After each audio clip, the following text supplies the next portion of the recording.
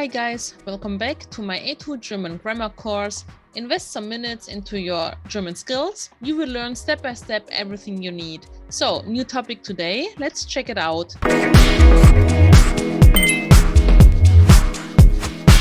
After managing such a hard topic as the Konjunktiv 2 in my videos prior, now we have a topic that is also very important, but much easier, in my opinion. This is talking about the future. Maybe you don't know, but you already know an option how to express future statements without even thinking about it. It is using the present tense and also a signal word. Let's read some examples. Morgen gehe ich nicht zur Arbeit. Tomorrow I'm not going to work. Kommst du am Sonntag zur Party? Are you coming to the party on Sunday? In 3 Wochen ist schon die Prüfung. In 3 weeks is the exam already. As you can see, it couldn't be any easier. The only thing you must know and you must be sure about are some signal words like tomorrow, on Sunday, in 3 weeks, next year, and so on. But now we will learn a new way to express some future, and the name is also quite easy to remember. Futur I. Let's read the example. Sie wird nach Griechenland fahren. And how do we build it? On our normal position 2, we have a verb, but it's not our usual verb. It is werden. Werden on position 2. And like we do it with the helping verbs, the so-called modal verbs, we put our normal verb at the end. So verb 2, FP for final position. This is it actually. Subject in front, nothing changes. She will drive to Greece. She will go to Greece. We have an example. Bald fahre ich weg. Soon I'm departuring, I'm leaving, I'm driving. Wegfahren is an opening verb and means really to leave by driving, to departure. And as we can see, ich werde wegfahren.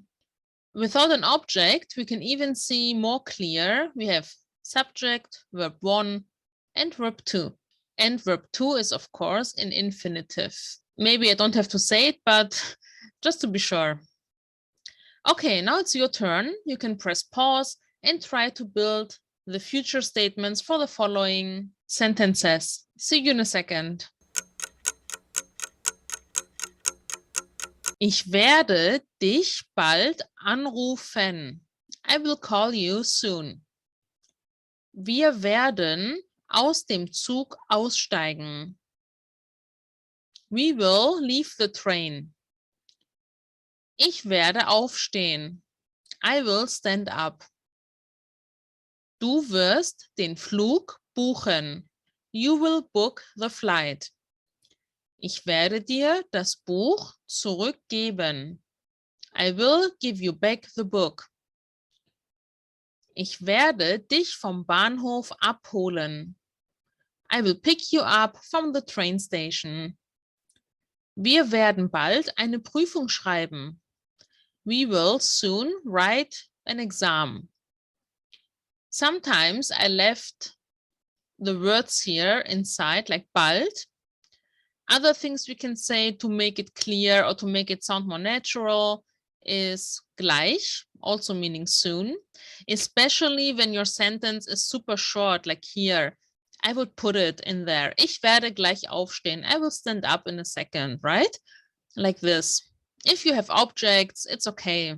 You can also put the time here. For example, wir werden in 2 Minuten aus dem Zug aussteigen.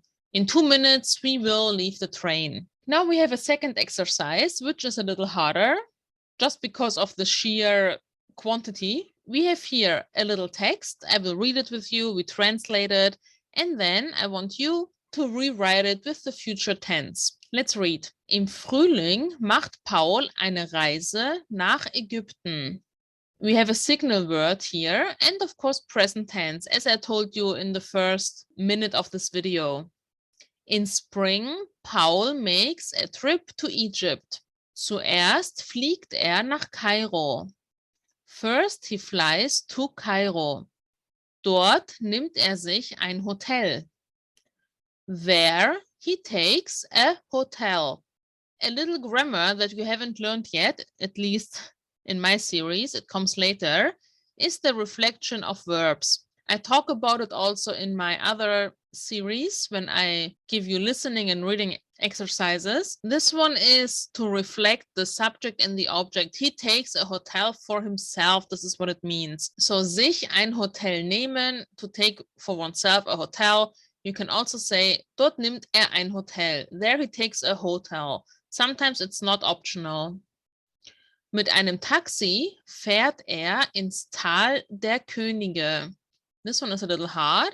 I think there should be some mark here because he says, with a taxi, he drives to the Valley of Kings.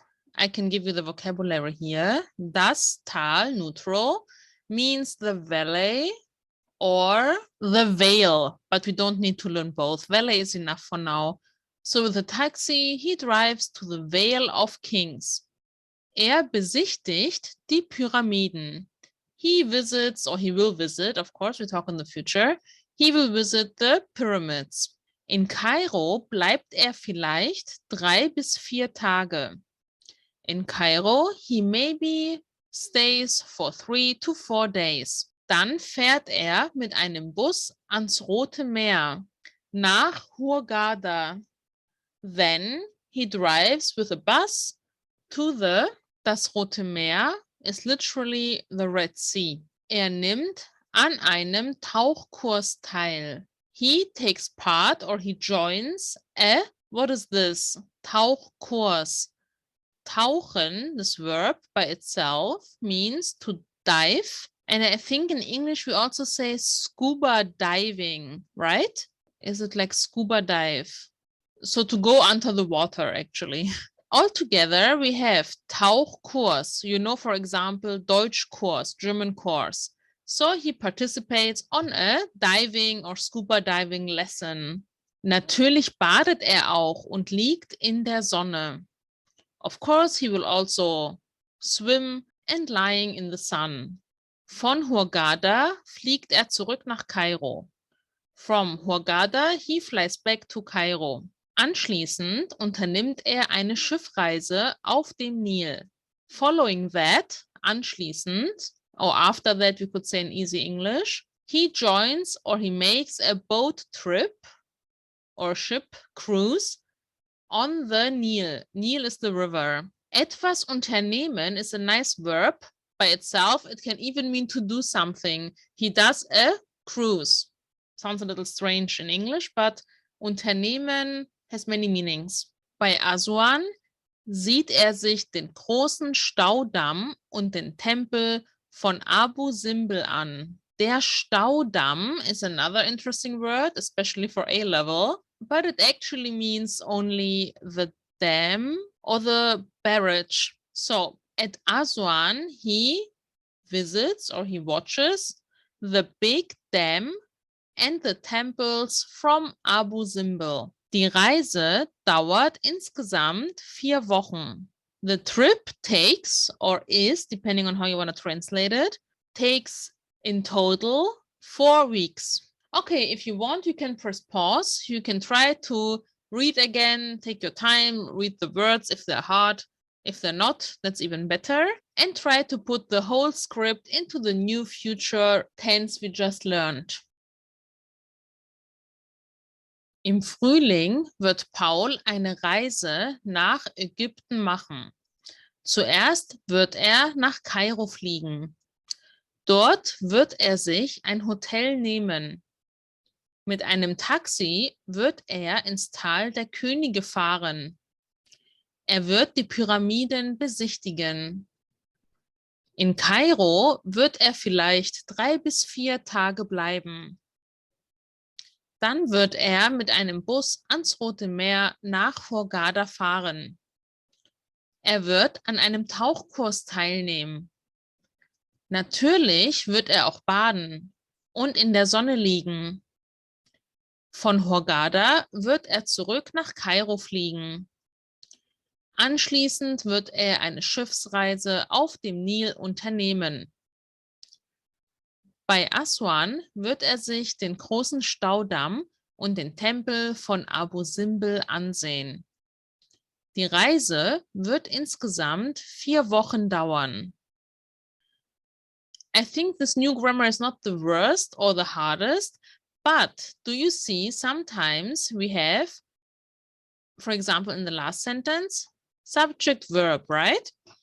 But this is not always the case. For example, in the first one, we have a time, then we have the verb, and then the subject.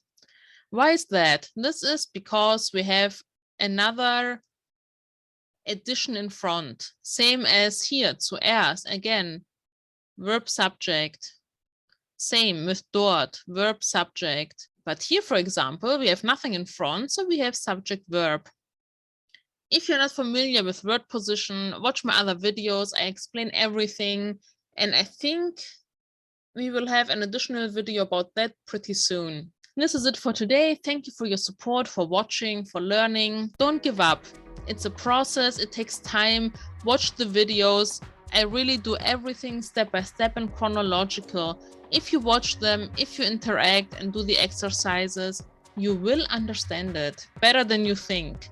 So I see you next week. Like, subscribe, follow me on Instagram, on Facebook. I do also live meetings there once in a while.